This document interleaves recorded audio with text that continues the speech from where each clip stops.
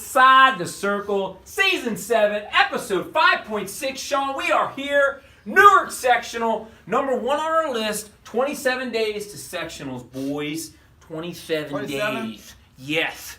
We've got Newark. It's getting late? It's getting real late. Got Lancaster, a.k.a. L-Town. Dublin Scioto. Taze Valley. Hilliard Derby. Grove City, Westland. Not Wyoming. Whitehall, Yearling. Olentangy, Liberty. Followed by Olentangy of the Lewis Center sort. Sean, one heck of a field here. That's why we've named it number 1 toughest sectional. Common theme after the selection. Didn't see it going that way. That's true, Mark. Could have done that. I've talked to maybe 5 coaches when I was leaving the sectional drawing. I was like, as Mark said, like, that didn't work out for me. Like, I knew I shouldn't have picked there. Or, God, I didn't see it going that way. I was like, can we redo this? And I think when you look at the board, we have 4 teams inside the top 10 here with Olentangy, Liberty, Olentangy, Dublin, Scioto, and Lancaster. Yes. And I think when me and Mark, even the teams that were kind of behind there, like Darby and Westland and Grove City, right? We got some pretty good kids here. I mean, this is by far, and I mean by far, probably as far as the ITC can reach. 3 furlongs? How far is that? I know exactly how. It's 3 times 1 furlong. Exactly. 3/10 of a mile. There you go. But anyways, it's by far the toughest, I think. I think this just kind of unfolded badly here. Me and Mark looked at some weights, and we just kept writing down more weights. Like, man, I think every weight might be the weight to leave. But we'll start at the bottom, and we'll look at 106 where we're going to Let's do it.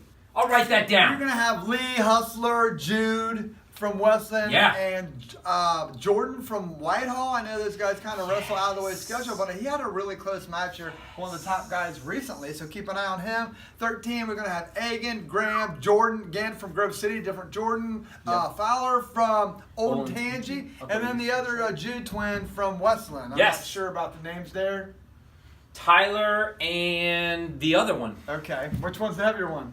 Not sure. Okay. They look so much alike. Okay. They're like twins. Then at 38, we think maybe 5 deep here. We got Williams Bensman from Olentangy Liberty. We have Swavely, Hurley. Everyone knows I'm high on this Hurley from Westland.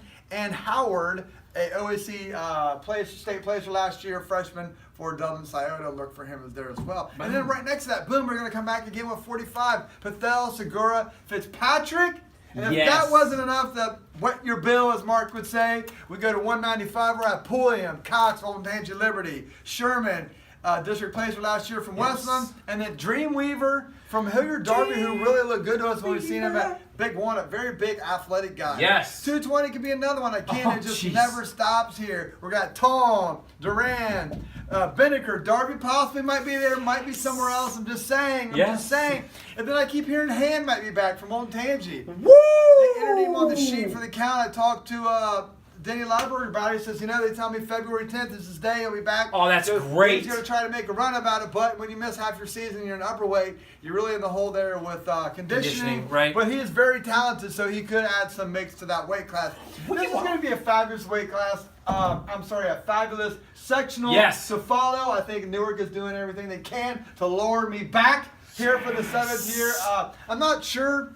In the past, it's been broadcast on the website. The Cube. I think they changed it up. I don't think they can do it the Cube anymore. I think it's a different format if it do it. But this is by far going to be the most entertaining. I think in the winners, when I look at all the sectionals, I think Marysville and Dublin Kaufman are the clear winners of Selection Sunday to me. I think they're both going to maximize getting the most people out here. I think this one, even though they're at the same sectional? Yes, because the overall depth, I think here some of the tweeners here might take some of these other guys out. Gotcha. I really think from coming away from this, I think it's clearly a 2-horse race. Yes, Liberty, I'm giving you some bulletin board material for the next month. I think Liberty and Dublin Kaufman have clearly separated themselves from the field the way the sectionals have unfolded. Okay, well, let's talk about top 2, maybe 3 teams at this sectional. Do you believe it's running chalk as far as who's 1, 2, and 3, or is there a mix-up given the... Well, the thing about this is, I think all these schools, like Liberty, Lancaster, and Dublin Cider, are basically the same schools to me. They all have 4 or 5 really solid kids,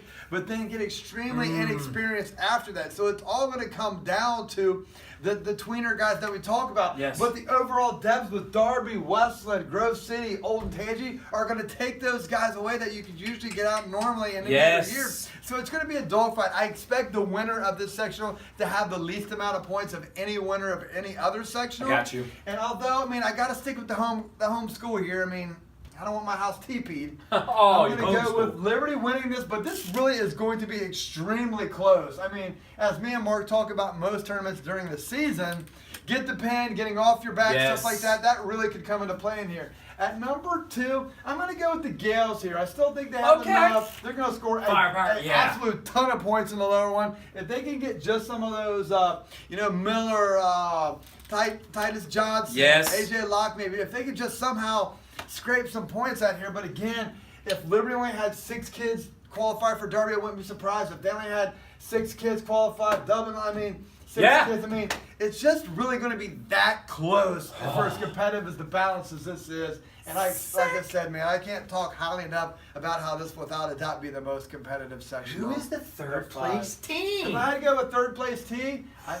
mean, I'm going to go out on a limb here and say just the way it's going to be, I'm going to go with Taze Valley. Oh, okay. I like Smith there at heavyweight, even though he lost to Harden in a recent match. But Williams should be okay in a very competitive weight class. I think he'll be fine. Yeah. But again, man, I don't really know where you're going to find the holes at. It's going to be those consolation pins, stuff like that. They're really going to make all the difference. So impressive for certain. I really hope they do stream it now, so I can watch it. So I can watch 3 at once. I'm going to watch 2 live at Marysville, and then be watching my Newark one here. Oh, I got it going on. At some point, you've got to relax and stop and take a step back.